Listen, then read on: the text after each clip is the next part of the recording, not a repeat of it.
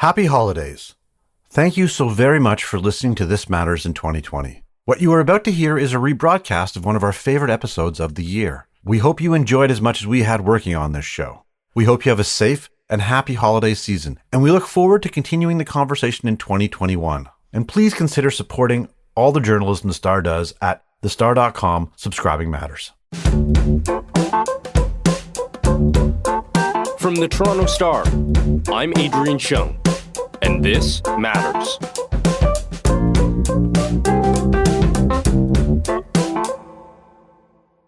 As protests in the streets against police violence, anti-Black, and anti-Indigenous racism continues, the conversation is evolving.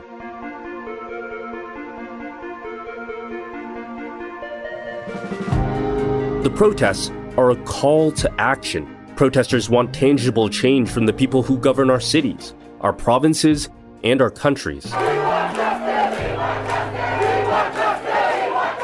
In the span of 10 days, the idea of defunding the police went from one that activists championed but that few others were discussing in the mainstream to something that is actually beginning to happen in our biggest cities. The mayors of New York City and LA have made commitments to defund their police departments that have both had long histories of misconduct and race-based violence. We will be moving funding from the NYPD to youth initiatives and social services. The details will be worked out in the budget process in the weeks ahead. Minneapolis, where the murder of George Floyd ignited the mass protests, and its city council have passed an intent to disband the police entirely. The plan is to get rid of the whole thing and rebuild it with trained social workers, mental health professionals, and most crucially, unarmed officers that use de-escalation rather than weapons. Here's the president of the Minneapolis City Council. Our commitment is to end our city's toxic relationship with the Minneapolis Police Department, to end policing as we know it, and to recreate systems of public safety that actually keep us safe. The same question is being asked here. Should Toronto defund the police? The 2020 police budget in Toronto is $1.2 billion. It is the single biggest item on the city's entire operating budget. 90% of that money goes towards paying officer salaries. On your property taxes, that is the most expensive thing you pay for. Two Toronto City councillors are proposing to cut the police budget by 10% next year, the equivalent of $122 million. The bigger question by activists and allies, though, goes one step further. If people of color disproportionately die, face violence, or are injured at the hands of police, should the system of policing as we know it even exist? Today, we're talking to Desmond Cole. He is a journalist, activist, and author of The Skin We're In, A Year of Black Resistance and Power. We're going to talk about what it means to defund and abolish the police. We'll also talk about Toronto Police Chief Mark Saunders, who announced his resignation this week. Desmond, thanks for making the time to talk. Thanks for having me, Adrian. So first, let's talk about Toronto Police Chief Mark Saunders announcing his resignation. Your thoughts on his stepping down, his legacy? Do you think that this helps or hurts policing in the city? Well, I think it's quite a time for Mark Saunders to be stepping down. Mark Saunders became chief right around the time that the Black Lives Matter movement started organizing in Toronto. And he stonewalled them for his entire term, tried to discredit Black activists for the entire term, didn't listen when they stopped the Pride Parade, didn't listen when Black Lives Matter Toronto camped outside of his police headquarters for 16 days after Andrew Loku was killed. Mark Saunders had a lot of opportunities to heed the warnings and the advice of the incredible activism that's been going on in the city during his term, and never chose to do that. And now that there is a huge resurgence thanks to the work of Black Lives Matter Toronto and many others before them and at the same time as them, there's this huge resurgence in Toronto where people are saying, we would like to do something about policing. And right when that happens, what does Mark Saunders do? He leaves. He takes the knee. He takes a knee at Yonge and College where Black Lives Matter Toronto stopped the parade 4 years ago. He doesn't acknowledge them. He doesn't acknowledge any of the people who have been pressuring him to do more for Black life during his term. He takes the knee for a photo op, probably because he knew he was about to resign. And that's how he wants us to remember him. And then he bounces. What can I say? I don't know his reasons, but the timing, I guess there was never going to be a good time. But I think legacy is always an interesting word because Mark Saunders' legacy will be his police pension. You know, Mark Saunders made $414,000 last year. We talk about his legacy like he's this like royal figure. This is ridiculous. Mark Saunders is a servant, a public servant who served at the will of John Tory, who appointed him. And John Tory will appoint the next person as well. Mark Saunders as a person doesn't have a legacy to me. He's part of a paramilitary institution. If you want, yeah, his legacy accusing the queer community of not helping the police find Bruce McArthur, covering up the fact that the SIU was not called after Michael Terrio allegedly assaulted Devontae Miller. His legacy would be not coming out of that police station for 16 days to talk to BLMTO or to say anything to the city after Andrew Loku was killed. And the person who killed him now, who we now know as Andrew Doyle, was not named and was not charged. This is Mark Saunders' legacy, if you want. But I mean, any police chief would have done all of the things that I just named that he did, because that's the police chief's job. The police chief's job is not to be here for us in the community, to protect and justify his institution of policing. That he is the person leading this structure of policing in this city. That is his title. That is his job. Yeah, and so what I think we pretend, though, is that he's also some visionary city leader who wanted to make things better for everyone. And that's absolutely nonsense. Like, people in our community got hurt, and Mark Saunders tried to cover for his police. That's it. We have to stop there and stop pretending that Mark Saunders took that role because he wanted to help the Black community. I will not miss him, and I don't care who replaces him because I think we have bigger fish to fry. Coming back to the idea of defunding police, even a month ago, I think that idea had fairly little traction at a mainstream level. I mean, you've written about it. And even this understanding of what the term is at a mainstream level is happening right now. What do you think are the most compelling arguments for defunding police, especially from how Black and racialized communities interact with police? Well, the most compelling reason to defund the police is that they kill us. I don't actually need a better reason than that. And the fact that there have to be compelling reasons to stop violence actually really tells you, Adrian, where we are in the city and how far behind we are in our thinking and on our progress. Because certainly, I agree with the premise of the question. People would like Black folks to make the case to them. White people, particularly in the city, white leadership, would like Black people to make the case to them why our dying doesn't necessitate a different service, why we can't accept the amount of death, the amount of surveillance, the amounts of assaults in our community, assaults of our children, assaults of our elders, assaults of people who are walking home, even assaults of people who the police feel they want to arrest but just want to mess with. We are actually expected every day in Toronto to continue to suffer all that punishment and then give someone else a good reason why it should stop. This is the madness that we're living in. I'm not going to sit here and pepper you with the statistics. I wrote an entire book called The Skin We're In, A Year of Black Resistance and Power. So if people want statistical realities behind what police in Toronto and Canada do to Black folks, they can read that book. But I'm not here to plead for my life. If people think that, for example, several armed men sent by the government showing up to Regis Korchinski-Paquette's house and her ending up on the ground from a 24th story balcony. The province's police watchdog is continuing its investigation into the death of a 29-year-old woman as questions continue to swirl around how she fell from the balcony of her High Park apartment. If people think that that's something that I have to get over so that they can continue doing it, they need to rethink their priorities. We have forgotten what the police were even in name supposed to be doing, right? I don't believe the police do the job that we pretend that they do, but we pretend that they keep people safe. And then when someone is in crisis and the police go and that person dies, all the blame gets focused on the individual who is dead or who has been harmed by the police. We don't say, why did this intervention fail to keep people safe? We start justifying whatever the outcome was. That's what's wrong with the way that we view policing. And of course, when so much of the violence that the police engage in is disproportionately against poor people, people with mental health issues, Black people, Indigenous people, of course the white patriarchal society that we live in is going to say, well, that was a one-off. That was an exception. Well, they should have listened. They should have complied. It's so funny how we say we're a different country from the United States, but all the excuses that I hear why the police can't stop being violent in that country, I hear in my own. So people have just given up to the idea that violent interventions, even into situations where someone's in crisis, are the only answer. And that the best we can do is pick up the pieces afterwards when someone is harmed or killed by our police.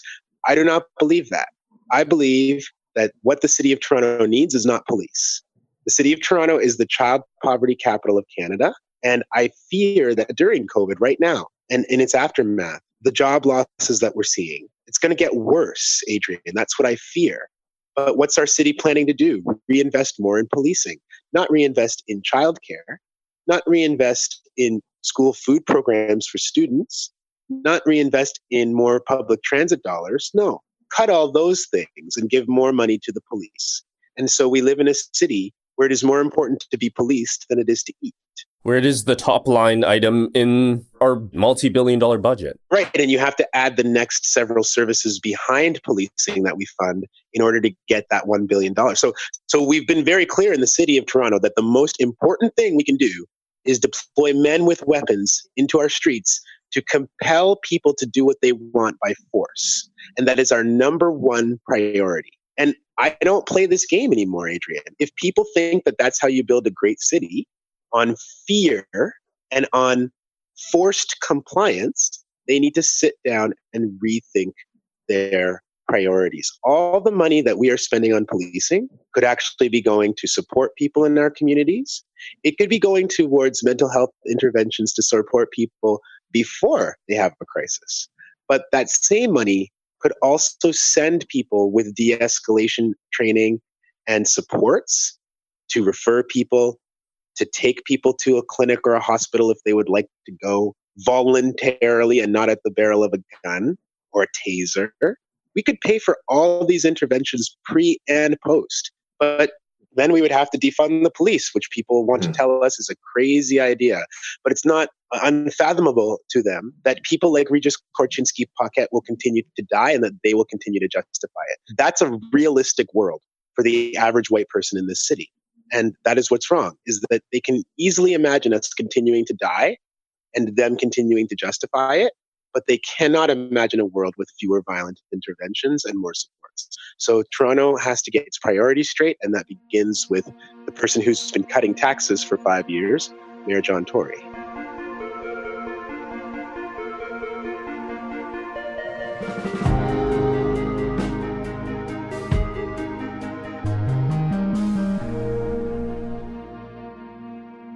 Desmond, to you, what is the major difference? Is there a major difference between these two ideas of defunding and abolishing police? Is defunding a means of abolishing? So this is a good question. Again, I would say before we talk about defunding, we have to ask ourselves, what is the problem that we're trying to solve? Again, the problem that many of us are trying to solve is that the police are killing us, and that if they're not killing us, their violence against us in our communities is causing unimaginable suffering, that you can't even measure violence when the police are doing it to us, because you can't measure a death. You can't bring someone back with money or with I'm sorry or with compensation even. But then all of the young people in our communities who are arrested and charged by police, all of us, hundreds of thousands of Black people who are in police databases and being surveilled for walking our own streets and being stopped and carted by the police. All of the people who have been subject to raids by the Toronto police officers, had their homes smashed, had their property smashed, had people in their homes traumatized, been subject to police violence during those raids. All this we pretend is normal, right? So we start from that point, and then when Black people say we don't deserve to be treated like this, folks say, well, okay, but what if we gave you 10% less raids? 10% less assaults, 10% less carding. That's what people say when they have the idea of defunding the police, but abolition is not their goal. If your goal is to defund the police so Black people will be quiet because you're a politician, hello, Kristen Wong-Tam and Josh Matlow, they put forward this proposal. Let's reduce the police budget by 10%. Adrian, they came out with that proposal so fast, they didn't even have time to consult with anybody. And they didn't claim to consult with anybody. They answered a question that no one was asking. So let me ask this. If you defund the Toronto Police Force by 10% in next year's budget, are you planning to cut that 10% permanently? Well, the motion doesn't say permanently. It just says for next year's budget. So I presume that you can go back up after that if you'd like to. This is the shallowness of thinking and of intervening that our so-called progressive city councillors want us to accept. I don't want 10% less carding. I don't want 10% less people in our communities dying after the police go to their homes. I want that behavior to stop. So that means removing the means of police to be able to cause the overwhelming harm and death that they do. So it first means disarming the police. And then I believe it means disbanding that force and recreating it. Recreating a police force that A, has a different mandate than the police, but B, does not have the legal means to use lethal force on people while so-called helping them. We need a model in this province that you don't have the right to use lethal force when someone calls you to intervene in a situation. You don't. As a standard, you have the right to defend yourself. We all have the right to defend ourselves. But we've seen with Chantal Moore in New Brunswick that a police officer who could have simply backed away from her, claiming that she had a knife, decided to shoot and kill her. On Thursday morning, Moore was shot and killed by a police officer in Edmundston, New Brunswick. She had just moved into a new place days ago, and a friend concerned about her safety called police, asking them to check up on her. But Mounties allege when the officer showed up at her door, she threatened him with a knife. That officer knows that they probably won't be charged for shooting and killing a woman who they describe as dangerous. This is not care. This is not support. So the model has to change before we talk about how much funding it's going to get, because we don't want 10% less police shootings, 10% fewer, excuse me. So any talk about, how people are wrestling with this idea of whether it's defunding, whether it's reform, you're saying none of those things really addresses the problem at hand here. It doesn't get rid of the structural problems. No, and we're playing games because if somebody in a childcare center who worked there killed a child, probably the whole childcare center would be shut down. And we wouldn't be having do we, take away 10% of their staff? We just wouldn't accept that level of violence in a childcare center. If a teacher at a school killed one of their students, we have to think about why the police are allowed to do it and no one else is. If you presume that somebody is, let's say, think of the situations in our communities every day where we send the police. Someone's playing music too loud. Send 5 men with guns over to their house. I've had the police come to my house for a noise complaint. I'm like, what y'all doing with that Glock? What are you going to do with that? You came to my house to tell me to turn the music down. You need a Glock? They come armed in a situation where there are mental health calls or reasons, like you just mentioned, that doesn't need the threat of violence. DeAndre Campbell, the 26-year-old man who was shot and killed in Brampton in April by 2 Peel Regional Police officers. He was shot in his own home after he called 911 for help. 26-year-old DeAndre Campbell was killed inside his Brampton home yesterday. The Special Investigations Unit says he was tased and shot dead by police. The police had been to his house, his parents said, many times, and they should have known that they were dealing with a young man who had a history of mental health issues. Instead, they went in the house with their taser and their gun, and they used both of them in his own house against DeAndre and killed him. And his father said, why do you bring a gun to a mental health call? So that's what has to happen. That's the conversation we have to have first. And we have to expose the many people in our communities who say that they don't want the death, but still want to send the person with the gun to the mental health call or to the noise complaint or to the young man walking home in the street. If you can't agree with Black people that that armed response is completely unacceptable in those situations, then we can't talk about defunding the police because you're just going to give us something token. In Minneapolis, where George Floyd was murdered and where this resurgence of Black uprising took place, they are talking about disbanding the police force. You know why, Adrian? Because they know that that's what the people who are demonstrating are asking them for. And out here in Toronto, Kristen Wong-Tam and Josh Matlow are pretending that what we're asking for, since they never asked, is a 10% reduction in violence and carnage and suffering in our lives. And the worst part of it is that they are not aligned with Mayor John Tory on Toronto City Council. So their motion, in my view, has absolutely no chance of survival. But I do believe that in the very long tradition of so-called progressive city councillors in Toronto, they will offer this without having consulted with us. And then they will try for their own re-election purposes to come back to us and say, well, we tried. We were the ones that put forward that motion. Remember, we tried. And that's simply not good enough for us anymore.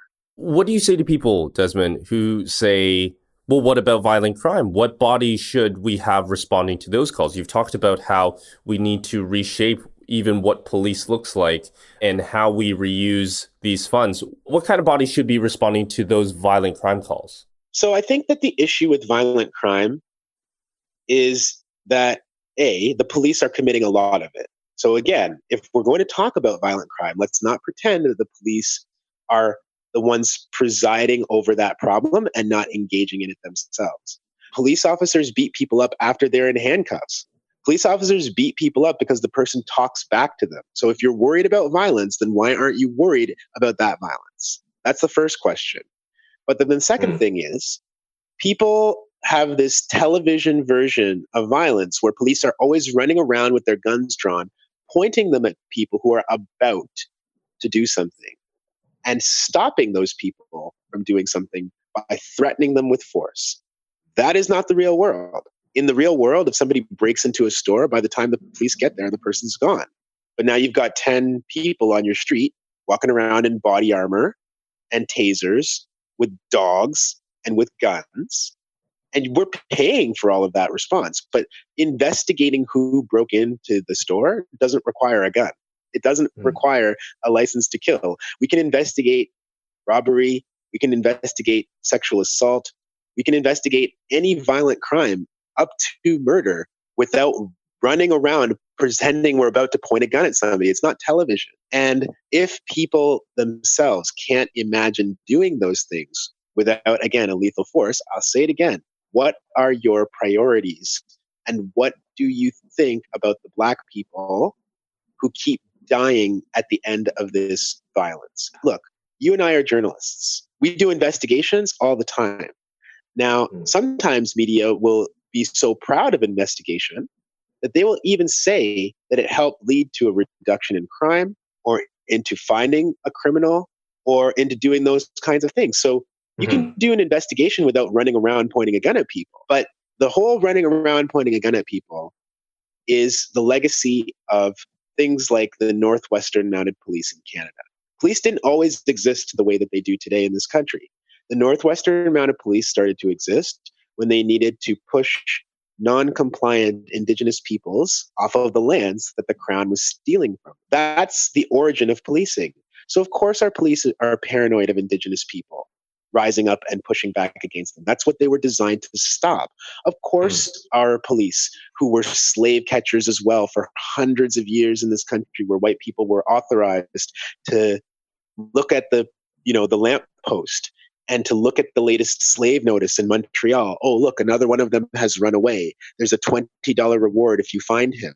Of course, white people in this country are feeling authorized to approach Black people with force because that's the history of policing in this country. So they just pretend that that's all normal. You can't really do anything and change it. But, maybe you can tinker a little bit around the edges. And they ignore all the violence and reproduced violence that those interventions and subsequent interventions like court and jail and the punishment side of things.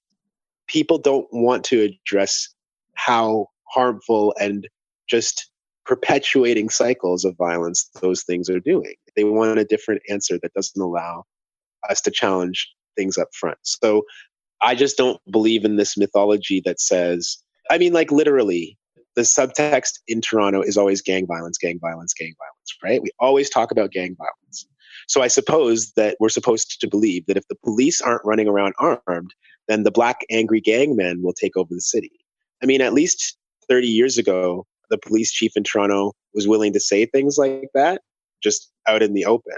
After the demonstrations for Lester Donaldson in the 80s when he was killed, the head of the police union said that the black people wanted to take over the city. And he was being honest. We're not honest anymore, that's what we're afraid of. And that's why all of this gang talk is used to keep reinforcing that we need the police. The police are the most well-funded and sophisticated gang in Canadian history. And if we're actually concerned about violence, we can start there. And all the money that they get that is not going into the impoverished communities where gang violence is an issue can go into those communities, and we can start to see some different kinds of opportunities and changes. Desmond, just last question here. I don't mean to suggest that this moment is happening in a vacuum, that it's not informed by the history of protests before and all the work done before. But does this moment of mass protests in nearly every major city in North America, we're seeing it internationally, of, I think, a major re-examination of white supremacy, does this moment feel like everything is about to change? No, it doesn't. The fact that we have to ask that question shows that it's not true. This is about white people making choices to defend their property and to feel secure from poor people and people of color. Adrian, we live in a city where during COVID-19, people who live in condominiums are calling the police and calling the city of Toronto on folks who are sleeping in homeless encampments in tents, sleeping in tents underneath a bridge, sleeping in tents in a park. And they're looking down from their heights at people who don't have what they have and still being like, someone needs to come clear them out of my view. That is the city that we live in. Are those people about to make a different choice? You see, we who advocate against this stuff, we're always asked to give hope. But I think that the people who are perpetrating violence against the homeless, who are perpetrating violence against Black and Indigenous and other racialized people and against people with mental health issues, against sex workers in this city, I think they should be asked if they're about to change. We shouldn't be asked if they're about to change because we're ready. But the people who feel protected by this violent state policing regime, they don't want to change. The pressure needs to be brought to bear on them. The rest of us are ready, but we don't have the influence that they do. We don't hold the power and influence of city council talking about how much property tax we pay because, yeah, they pay more property tax than I do. So I guess the unspoken wisdom is that they get to make more decisions than we do because they pay more. Well, that's exactly why the police exist.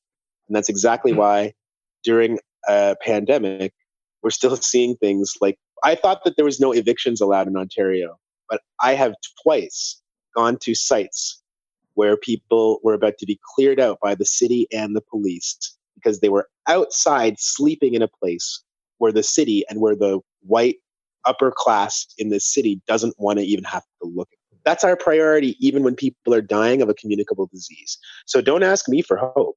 Don't ask me if this is a moment of change. Go to the person who calls the police on the homeless person sleeping and ask them if it's time for change. That's what needs to happen now. Desmond, thank you so much for your time. It's really a pleasure, Adrian. Thank you. And that is Desmond Cole, journalist, author, and activist on the case to defund and abolish police. That's it for today. Thanks for listening. This Matters is hosted and produced by me, Adrian Cheung, Saba Aitazaz, and Raju Muthar. Produced and mixed by Sean Pattinen, and our director of programming is JP Fozo. Our show theme music is by So Called, and our episode music is by Mike DeAngelis. We want to hear what stories matter to you. Please send us comments, questions, or ideas to thismatters@thestar.ca. Please consider supporting the journalism the Toronto Star Newsroom does at thestar.com. And don't forget to subscribe to This Matters on Apple Podcasts, Spotify, or wherever you listen to your favorite podcasts. Let's talk soon.